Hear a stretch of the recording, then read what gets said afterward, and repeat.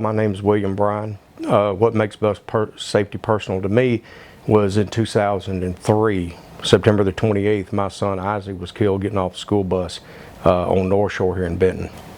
I think the biggest part of it is we all get complacent in our driving, and we get complacent with safety. We have too many distractions in the vehicles. We have phones, we have radios, we have other people in the vehicle we're talking to. We're always in a rush to go somewhere. We're always in a rush to do something, and our vehicle is our primary transportation to get us there. I don't think that we really stop to think what's going on around us, which is probably the most important part. Probably that is probably a lot to do with we get lax in our driving. We get to a point to where we don't think about our safety or safety of others. It's just something we do every day, complacency. And I think that whenever you get to that point, that's when things really start going bad.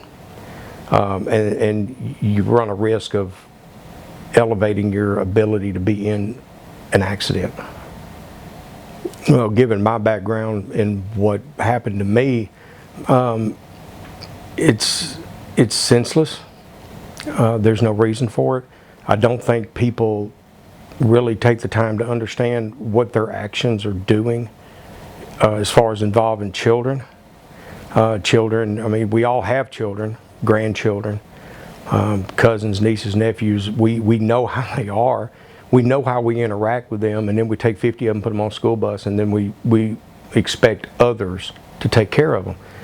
That's not the way it should be. That responsibility falls on everybody that's on the roads with those school buses. That's kind of an alarming number whenever you stop and think about how many people are passing school buses. It's been 15 years since we passed Isaac's Law, since we went into all that. The hope was that we were going to raise enough awareness that that would no longer be an issue anymore. So 15 years later, to hear that there's over 900, and that's just the ones that are reported, tells me we've got a lot more work to do. I mean, just think about it, driving to work every day, how many billboards you've got in your face, how many signs you've got in your face, what's being said over the radio. I mean, you're just bombarded with information 24 hours a day, unless you're asleep.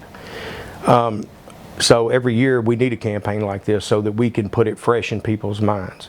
Because it's not about, it's about changing driver behavior, but it's mainly about safety of kids. Trust me, you do not want to get a call at 3:30 in the afternoon like I got on September the 28th. You don't want to do it. It's devastation straight across the board. It will flip your life upside down. People don't understand that because they've never had to deal with it. We as people learn by going through things and being exposed to things and seeing things and doing things. It kind of becomes somebody else's problem as long as you're not having to deal with it.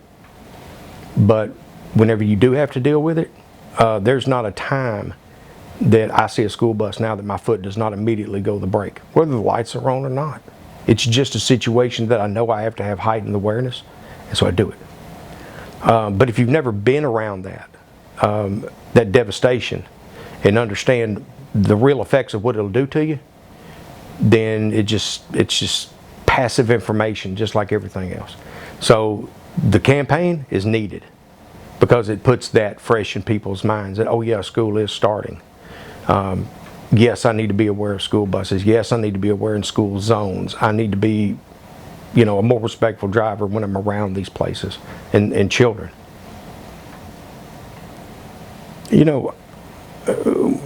With Isaac, I always taught him to always stop and look both ways. But 9 years old, it's at some point we have to teach our kids, and we have to have rules and regulations, and we have to have fines and punishments and all that. But it really comes down to us as the people that drive the vehicles every day.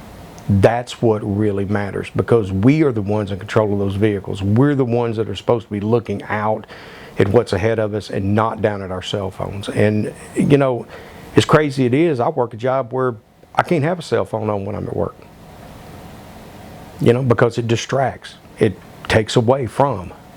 And I think we really need to be teaching our young adults that are coming up, and us, we all are guilty of it, is personal responsibility. That's what all this boils down to, is we've got to get to a point where we have personal accountability and personal responsibility for what we do.